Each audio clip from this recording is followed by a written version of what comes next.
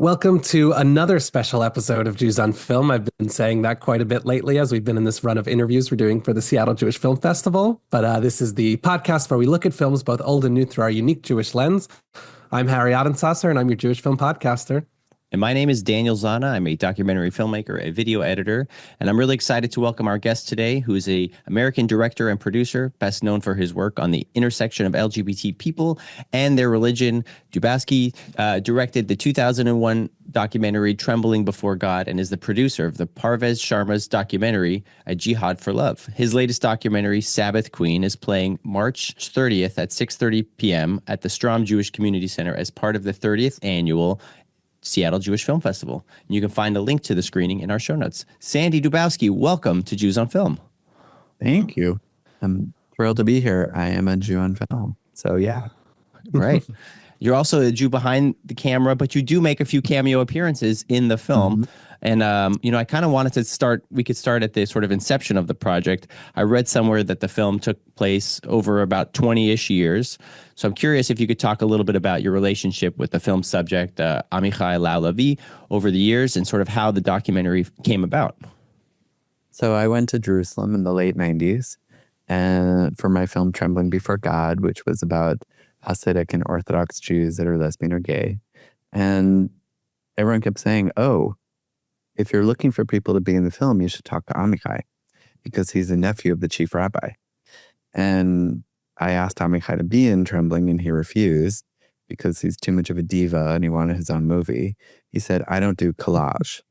So, in all fairness, Trembling was so much about the struggle to belong within the bounds of Orthodoxy. And he was already like post-denominational and he described himself as like, I'm not Orthodox, I'm flexidox, I'm paradox, So it wasn't quite a fit, but we just became dear friends and really developed a real trust and an intimacy. And then in 2003, we started filming what then was called Rabbi.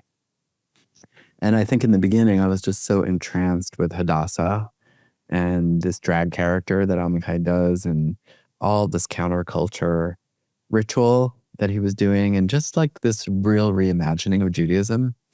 Trembling Before God actually made me become more Orthodox. I was learning Torah every week with this Hasidic gay man. I was, doing Shabbats with the Ortho dykes. So I think I just found that I couldn't really be full-time Orthodox. Like it just wasn't my place. And I think Amichai was a real portal for me in terms of kind of reopening Judaism. And then it's been 21 years of filming. Yeah, you mentioned it's been 21 years, and even the way that you were describing your first conversation with him, the way the movie kind of evolves over the course of the 21 years, and obviously the real life story, it's so interesting how some of those views have of his and of yours, I would presume, have kind of evolved and changed over the life cycle of this. So I kind of wanted to ask you about that filming process. How much, throughout the filmmaking are you thinking about the structure and what kind of story do you want to tell versus how much of it is really found in the edit, maybe during or maybe even only after the whole procedure, let me see what I can do with all this material I have. So the edit took 6 years and, Wow. It was a very complicated process because we had a mountain. We had 1,800 hours of original material. We had 1,100 hours of archival. We had hundreds of photographs. And Amichai's identity is just completely kaleidoscopic. So we're talking about somebody who's like a radical fairy and is in that kind of queer world. He's a queer biodad. He's got a very deep Holocaust story of his family. He's from 38 generations of rabbis. He's in seminary. He's like, there couldn't be a more disparate character to wrangle into a structure. So I think that, we did do some editing along the way. And, I was able to work with someone who could help reflect, like, where was the story? Where were we going? Where was he going? Because he's so unpredictable. Yeah. Like when I began the film, I had no idea that he would actually become a rabbi. So, there were so many twists and turns. And I think it really helped to try to figure out, like, how do we tell this epic journey? you know, but put it in a narrative form. At a certain point, I think it became clear in the last 6 years when we realized, oh, the interfaith marriage, yes, he's forbidden from doing it. He's really wrestling with what to do. And I think that became like Act 3, and that became a real microcosm of a lot of the issue of boundary, because this film is so much about boundary between, boundary and between queerness and gender and Israel Palestine and Jew not Jew. So it became like a really interesting way to try to end the film, to really kind of condense the issues and then wrap the story in a dramatic form. Yeah. I always find that like I've done 2 docs over 5 years each. And I'm like, some things have like a finite span of time where you're like, oh, we start a trip and we end a trip. And then that's kind of the movie.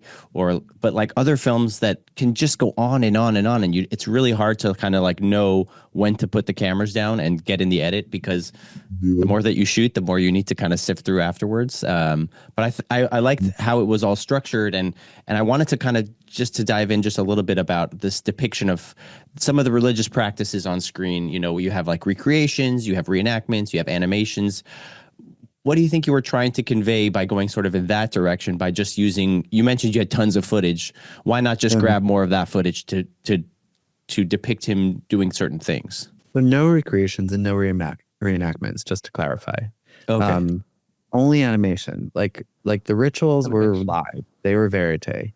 But I think that, to do a film that's so deeply Jewish and that's so steeped in Jewish, it's not a secular film. It's a religious film. And we don't see many of those. There's very few films that address contemporary, like Jewish spirituality, like in a really deep way. And so I think at one point in the edit, we realized, like, oh, my editors even said to me, they were like, this ritual, like, how does it advance plot? It doesn't. It's like, does Amichai change during it? He's just doing another ritual for the community, for this lab shul community. And yeah, it's colorful because it's lab shul. So it's a part laboratory, part synagogue. And, they define themselves as everybody friendly, God optional, artist driven, pop up. So yeah, it's not like your typical synagogue. But they said to me, Sandi, like, I don't see how this could fit. It's just going to stop the narrative. And I said, well, actually, this is why I'm making this film. Like, I want to convey what it's like to be in ritual with Amichai and for his real reinterpretation, to kind of carry through the screen. So, we realized we needed another language. We needed a new element of the film. And that's when bringing in the animation really helped kind of evoke the ancient, the mystical, the supernatural, the cosmos, we played and we created a drag character, in animation, Rebbetzin Hadassah. Right. Character. And then like, that's such a great way to kind of weave the verite of the ritual with Hadassah, diving into the Dead Sea to rescue the Shekhinah, the female divine, and just like create some new way of bringing multiple storytelling devices to the cinema. So, I am obsessed with how to translate spirituality into cinema. Like, that is definitely one of my, how I just I love to chew on that. And I think with Trembling Before God, we invited all these Hasidic Orthodox lesbian gay folks to come to a soundstage at NYU. And we put up a giant screen and they enacted like Shabbat and an Orthodox wedding all in silhouettes behind a screen. So it was playing on like shadow puppetry and the fact also that a lot of these people are closeted and they weren't out, so they couldn't be seen. So this was an amazing way to bring the community behind the screen to render what's invisible visible, and to also try to arrive at how do we make Jewish spirituality on screen like poetic and beautiful and meaningful. And so I think each film I'm trying to find a new language, and in this film, the animation was definitely part of that. And there's this great Israeli animator named Yaron Shin who goes by Jew Boy. And I just, we had such a fantastic collaboration. Yeah. I thought it was like very powerful, especially as, Amichai is like describing these things and talking about his family's legacy. And we see the paper cuts of like generations past. I thought it was done really well. So, yeah, really enjoyed that part. Great. And I'll just add, I love your description of this movie, and I think this was the experience of it being so deeply, Jewish and spiritual and religious. It could have been a different movie that was just about some of those guardrails that you're talking about and the restrictions. But I think you raise the stakes by making it about the actual people who you can tell, have this legitimate, yearning for community, for place, for Judaism, and what that means to them and what that means to their community. And I think that made it so effective and so compelling. Thank you. Yeah.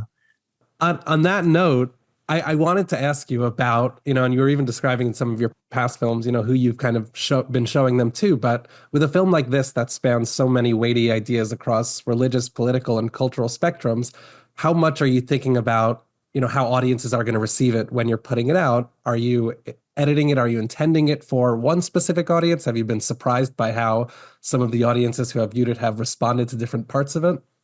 Well, I think it was really I'm constantly thinking about audience. It is, especially when you're dealing with a minefield right now in our time around anything to do with Judaism, anything to do with Israel. It's every image, every word is combustible.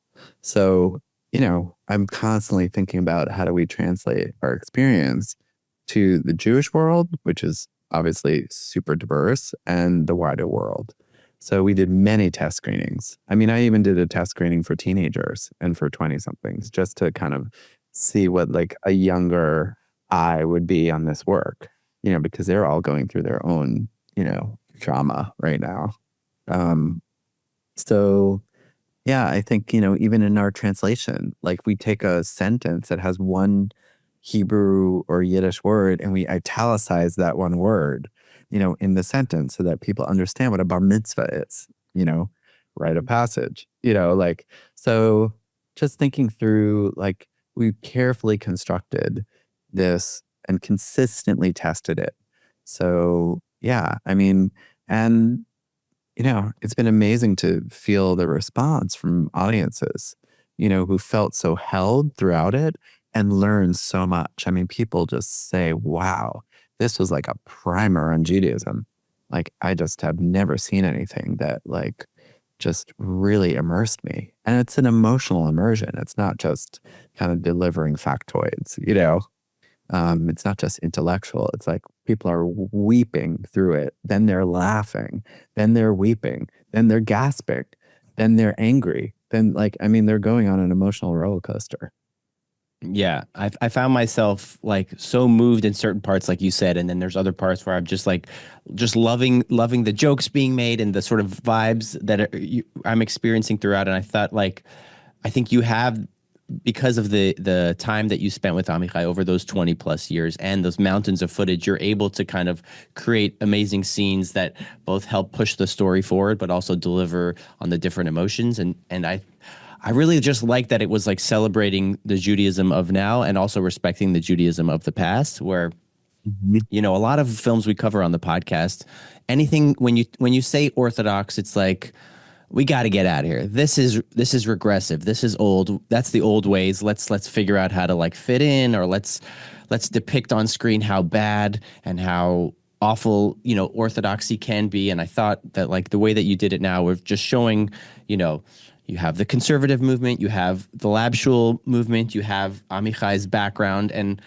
I wanted to kind of ask you a question, because, the film wrestles a lot with Amichai following the path that is set up for him or blazing his own path and going his own way. And I want to know if is that something you struggle with yourself? Do you see that play out in your own life or your work in terms of, whether it's, previous documentaries living up to that or doing your own thing, or you said yourself, you're learning a lot about your own religious observance by working and going on your own journey. Can you speak a little bit on that? So, I mean, this is deeply personal. And, Amichai buried my father, and he comforted my family in this year of mourning. So, my mom studies with Amichai. He has an online Aleph Bet course. Uh, Amichai officiated my interfaith queer wedding with my husband. So, like, it's very 360. And so much of my life has been shaped by making this movie and by the movie itself. And so much of my experiences that I've had with Amichai as a rabbi to me, as a friend, and as a protagonist, like he spans so many relationships in my life. Like it's such a layered, connection. And I pour that into the film. So I just think like it's, yeah, I mean, I think Amichai really allowed me to free myself of a lot of that kind of top down, like you need to do this, like the halachic way is this, and I'm immersed in that world too.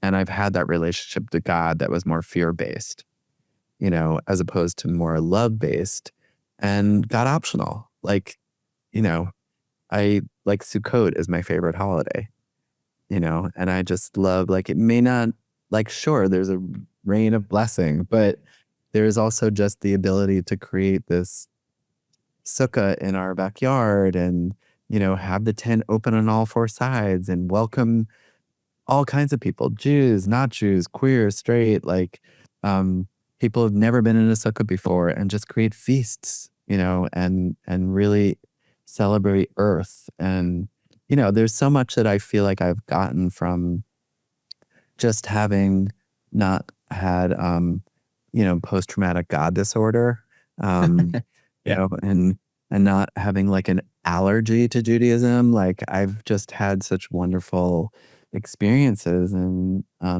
through Amichai and other rabbis and teachers, and I love just translating that into film. I was gonna get personal too. I feel like there are so many people in my orbit who are like, raised Orthodox or raised a certain way, and they're just like you said, allergic to it. They're like, no thanks. It's like they see it as a binary. It's like you're either all in, or like, oh, I was raised Jewish. That's the very it's a tell for me.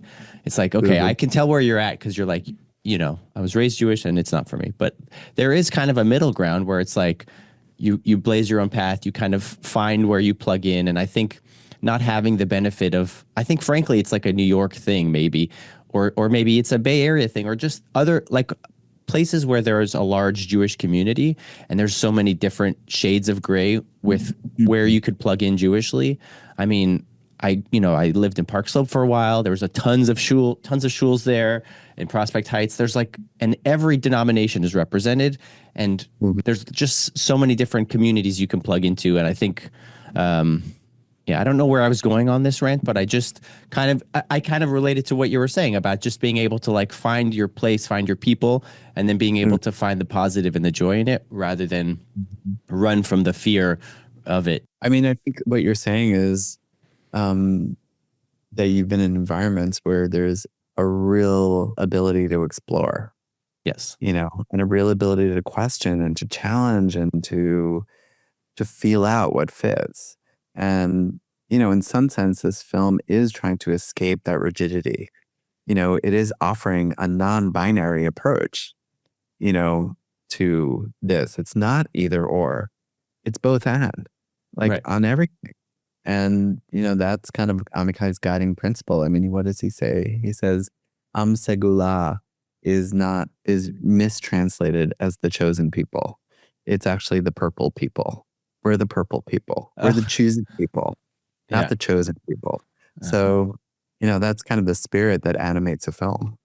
Yeah, I appreciate, all this you're sharing. I think your movie absolutely captures that spirit, that very welcoming spirit. Like one of the things I'll just note, while we're having this conversation, I thought you almost got lucky with, the ability to have Amichai Lau kind of be part of the interview circle, because you're not only, you're not telling the story from one perspective. You have someone that's so open to this dialogue, that's sharing it from more of an Orthodox perspective. And I just think it rounds out the movie. So, while I mentioned family, we did also want to ask you, what was the reception if you shared this movie with, Amichai's kind of immediate family or your family, friends and family, and how did people, in your orbit kind of experience this movie? Yeah, great question. Amazing what's happened. So I waited 13 years to ask Rabbi Benny Lau to be in the film. Only when he showed up at Amichai's ordination did I feel that door open. And I then asked him, he said, yes, I flew to Jerusalem and I did this interview. So we just had a Jerusalem and Tel Aviv premiere over Hanukkah. And not only did Benny come to see the film, but he did the Q&A with us at the Israeli premiere. Whoa. Major. Up on stage, coming with love, coming with respect, coming with disagreement, and coming with discomfort. Like, it was very real. And it was very beautiful. These two brothers, I mean, so biblical, and he's so, like, he just shows up. This family shows up. They're committed. Maybe it's difficult dialogue, but they really are there for each other. And they just did, like, Amichai's cousins. These are all Orthodox cousins, nephews, nieces, mom, siblings, all came to these screenings. And then they just had a family meeting like a month ago to really process and talk about the film and talk about Amichai coming out as gay 30 years ago and what that meant for them, and him doing a drag queen character and leaving Orthodoxy and leaving Israel and moving to New York. And I mean, it's super profound. Like, that is super profound. So, that's just like, I mean, the audiences are also just really wrestling. We have many generations of people coming together. Like, parents will come, like a mom came to see the film at the theater in New York and said, I've got to come back this weekend. Brings her 16-year-old and 19-year-old daughters. And the 16-year-old says, Mom, this film just changed my life. I can now imagine being a Jew. Wow. Like, I showed it in Rome at the Rome Film Festival, and a woman emailed me that night and said, I thought all Jews were fundamentalists. I didn't realize, like, you're this Jewish director bringing this progressive Jewish vision to Rome, and you just upended all my assumptions and categories. You, like, broke my polarization. So thank you. We were just in Prague like 2 days ago, and a woman sat in the audience and said, I'm queer and I feel like a spiritual orphan. And this film is really making me reflect on what my spiritual path has been, and my trying to find something that speaks to me and holds me. So I think just the reactions everywhere we go are super profound. But definitely, like, I think a big highlight of this has been what's happened with Amichai's family. It makes my heart warm to know that, like, his family is, like, supportive and, like, helping to engage in dialogue and helping to come to the table, as it were. And like, engage with some of the questions that the film wrestles with. I think, I'm going to clumsily segue into the sort of last part of the film, because I feel like post October 7th, everything is, like, we talk about the film being a binary or non-binary about Judaism. I think a lot of stuff, frankly, what I'm seeing on social media is it's either you're for them or you're for us. And there's no kind of in between on social media. And I think, there's some scenes in this film where, Amichai's at these parades and it's like, get that sign out of here. You're like, there's no nuance. And so I wanted to sort of, explore that idea and talk about how the film, what was the decision to kind of, like, put that into the film, and how did you want to kind of address it in some way that acknowledges it, and, what was your thinking around some of that? Doing this kind of film, in the post October 7th world, is obviously super, super delicate. Like, I mean, Amichai and I went back for months to try to wrangle the ending of the film, and like how we would address it. Um, because Amichai is, criticizing from the inside. This is someone who is from this dynasty, in Israel, a very right-wing dynasty, and yet he's criticizing the occupation. He's criticizing the war. He's calling for a ceasefire. Um, and we had to, in a very short amount of time, try to hold that, at the end of the film. And it's been really interesting with audiences because I have vast majority of audiences say, thank you for the last part of the film. That really reflects my wish that the Jewish community would vocalize, this stance. And that there's a both and. It's not an either or. It's Right. like, and then I have some people who say, like, why did you include October 7th? Why did you include Gaza? Like, I love the film. I hate the last 2 minutes. Uh, and then we have people who say, I love the film. I hate the last 2 minutes, but I'm still recommending it to all my friends. And that is what I find as a victory, because that means that we're able to sit with discomfort. We're able to sit with disagreement. And I think that we need that. Like too many people have broken relationships, in the past years, around politics. And it's like, we've got to be in the hard places together. And I think the film is really opening those doors in so many places. And actually, we just got a lead gift from the Heartland Foundation, which is Steven Spielberg and Kate Capshaw's foundation, to do a Sabbath Queen education impact tour. And a big component of that is to go to college campuses and to go to high schools.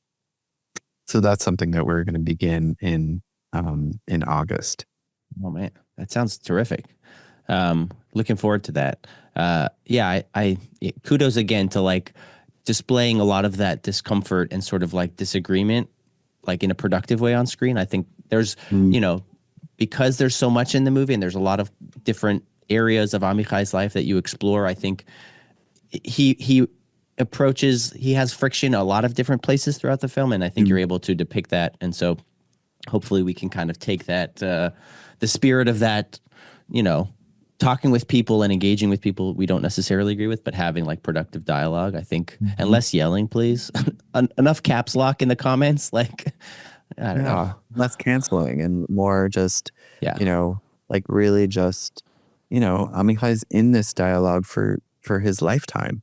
Like, he's been doing this work for years and years and years. He's not new to this, and he's in this dialogue with his family, I mean, they don't necessarily politically and ideologically are on the same page, but he has deep ties. And, like we have like a lot of, the Israelis who came were so appreciative of this film. And also the Palestinian peace activists who've come to see the film in Jerusalem and Tel Aviv and London and New York. So, we're getting a very wide spectrum of people, like from kind of center right to left. And that's super interesting because we don't see those people often in the same place and kind of engaging. It is great to see different, strands of people coming in and kind of engaging with the movie. But if you're in Seattle, folks who are listening, I would strongly encourage everyone on March 30th to check out Sabbath Queen at the Strom Jewish Community Center as part of the 30th Annual Seattle Jewish Film Festival. Harry, any final questions? No final questions. I really just wanted to thank you for sharing this movie with us, answering some of these questions, enlightening some of the behind the scenes. I think learning about the reaction of Amichai's family and everyone, not only does it mirror our own, but it is really, makes for a very rewarding experience. So thank you for chatting with us now and just sharing some thoughts about the movie. I'm so happy to be with you, and I cannot wait. Seattle is where my husband lived. So nice. It's going to be I come to Seattle a lot. So this is like a real homecoming. So many friends are coming. We're actually going, it's like a whole Pacific Northwest tour. We're going to Bellingham. to play at the Pickford Theater right after Seattle. And then we're going down to Portland. I'm doing a thing at the Portland Art Museum, like right after. And then I'm going to the Ashland Film Festival. And then I'm going to Vancouver for the Vancouver Jewish Film Festival. So this is like massive Pacific Northwest tour. Nice. And then, so yeah, if anyone wants to learn more, just go to our website, sabbathqueen.com. And we've got our Instagram, Sabbath Queen Film. And people can always reach out and connect with us. Awesome. Sandi Dubowski, thank you so much for being a guest on Jews on Film. And I encourage everyone in the greater Pacific Northwest area to check out the tour dates for the Sabbath Queen tour bus coming through your town. But yeah, thanks so much, and Shabbat Shalom, and I'll talk to you all later. Shabbat Shalom. Thanks so much, guys. Jews on Film is hosted and produced by Daniel Zana and Harry Ottensasser. Daniel and Harry edited this episode. Follow us on Instagram at Jews on Film and subscribe to our podcast to get new episodes. Thanks for listening.